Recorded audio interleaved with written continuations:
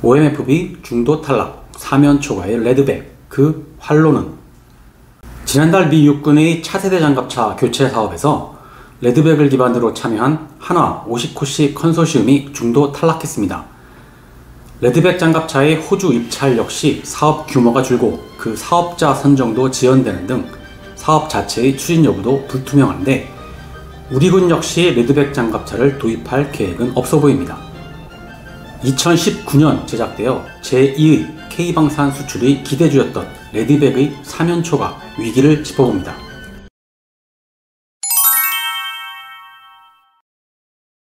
한화 에어로스페이스가 미 50코시 디펜스와 컨소시엄을 구성하여 참여한 미 육군 차세대 유무인 장갑차 OMFV 교체 사업의 3단계 경쟁에서 탈락했다는 소식이 들려왔습니다.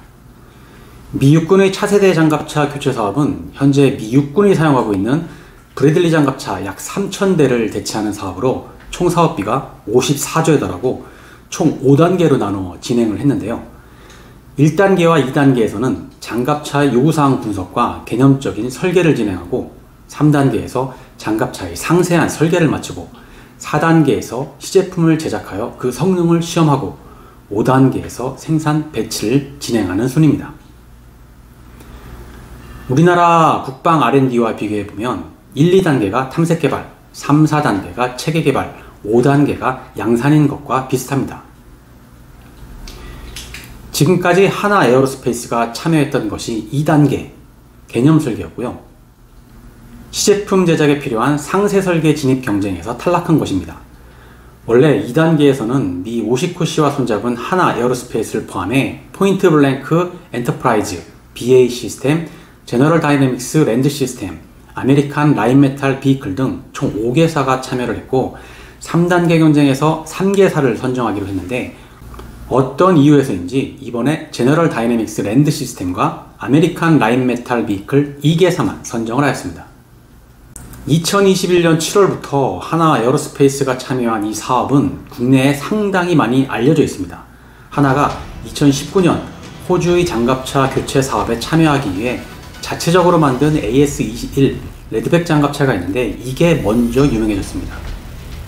그리고 이 레드백 장갑차를 기반으로 미국 장갑차 교체 사업에 뛰어든 겁니다.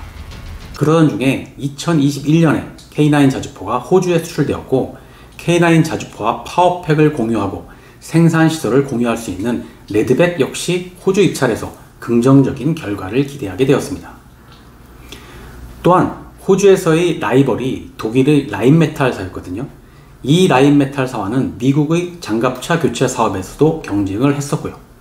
그래서 호주에서 좋은 성과를 거두면 그게 미국 사업에서도 긍정적인 영향을 줄 거라고 생각했죠. 그리고 작년부터 거론되고 있는 한미 국방 상호조달협정 RDPMO의 체결 필요성을 주장할 때 빼놓지 않고 나오는 사업이 바로 이 육군 차세대 장갑차 교체 사업이었습니다. 54조 원에 달하는 거대한 사업을 우리 방산업체가 따내려면 국방 상호조달협정을 조기에 체결해야 한다는 논리였죠. 그래서 K방산 수출의 다음 주자로 각광받던 국산 장갑차 레드백의 미국 진출 좌절은 그만큼 충격일 수밖에 없었습니다. 하지만 제가 개인적으로 보기에 이 레드백의 위기는 여기까지가 아닙니다. 우선 레드백이 처음 도전장을 내민 호주의 장갑차 교체 사업이 최초 400대 10조 원의 규모에서 129대로 축소되었습니다. 그리고 작년 말로 예정되어 있던 우선협상 대상자 선정이 올해 상반기로 미뤄졌고 이번에 또다시 미뤄졌습니다. 호주에 돈이 없어서 그런지 K9 2차 도입 사업도 취소했고 레드백의 진행 여부도 여전히 오리무중입니다.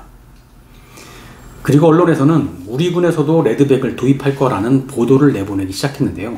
우선 2022년 5월에 레드백을 국내에 시연하면서 우리 육군에서도 도입을 검토한다는 기사가 나왔었습니다. 하지만 이때 내용을 자세히 보시면 이 시연은 수출용 무기 체계를 위한 시연이었습니다. 이게 뭐냐면 국내에서 개발한 무기를 수출하려고 할 때 외국에서 제일 먼저 묻는 게 너네 나라는 써봤냐입니다. 너네 나라에서 만들었으면 너네 나라 군에서 제일 먼저 써야 하는 것 아니냐. 너네 나라는 쓰지도 않으면서 왜 우리한테 팔려고 하느냐 하는 거죠. 레드백의 경우 호주 수출용으로 처음 만들어진 거라서 국내에서는 전력화한 적이 없습니다. 그래서 우리 군에서 시범적으로 먼저 써보고 운용 실적을 쌓아주는 제도인 거죠. 결국 이때의 시연은 우리 군이 사용하기 위한 것이 아니라 외국에 수출을 하기 위한 시연이었습니다. 그리고 지난주에는 현 K-21 장갑차를 대체할 레드백 개량형이 추진될 거라는 기사도 나왔는데요. 개념 연구는 이미 끝났고 내년에 소요 검증과 선행 연구, 2025년에 사업 추진 기본 전략 수립, 2027년부터 탐색 개발, 2032년부터 체계 개발하여 2030년대 중후반에 양산한다는 것이었습니다. 그러면서 현 K-21 장갑차는 취약하고 지금부터 차세대 장갑차 개발을 추진하지 않으면 큰일 난다는 말도 덧붙였습니다. 이 기사가 어떤 의도로 써진 건지는 나름 추측은 되는데 여타의 다른 기사와 제야의 밀리터리 전문가의 말을 종합해보면 레드백은 너무 고가라서 우리 군에서 쓰기에는 부담스럽답니다. 현 K-21 장갑차가 30억, K2 전차가 90억 정도인데 레드백은 110억 원이랍니다. 그리고 이렇게 비싼 이유가 생존성 보호 장비가 많이 탑재되어 있기 때문인데 그중 아이언피스트 같은 능동방어는 고가이기도 하고 주변 아군에도 피해를 주고 있어서 K2 전차에도 달기를 주저하고 있는데 장갑차에 가는 것은 좀 무리가 아니냐라고도 하고요. 분명 K-21을 대체할 후속 장갑차 개발 사업이 언젠가는 추진이 되겠지만 그게 현재의 레드백이 차지하기는 어려울 거라고 합니다. 그 밖에 최근 레드백이 인도 육군의 미래형 보병 전투차량 프로그램에 참여할 계획이라는 기사가 있었지만 자세히 보면 이건 프로그램에 참여한다는 게 확정된 게 아니라 입찰에 참여할 것을 계획하고 있다는 내용이었습니다. 또한 루마니아 군에서 추진 중인 4조 원 규모의 보병 전투장갑차 사업에 뛰어들기 위해 극비 테스트한다는 기사도 있었지만 이건 역시 자세히 보면 루마니아 군이 2031년까지 추진하는 차세대 IFB 사업의 입찰 참여를 추진할 것이라는 내용입니다. 결 레드백이 처한 국내외 상황을 종합해보면 미국 진출 사업은 중도에 탈락했고 호주 진출 사업은 사업 규모가 줄고 추진 자체도 불확실한 상황입니다. 그리고 우리 육군은 아직 차세대 장갑차 교체 계획이 없습니다. 그래서 지금으로서는 인도, 루마니아, 폴란드 등 차세대 장갑차 교체 사업을 계획 중인 외국군 입찰에 적극적으로 참여할 계획이라는 건데 문제는 그 입찰이 지금 당장 진행되는 게 아니라는 겁니다. 외국군도 장기적으로 교체 계획을 갖고 있다는 거죠.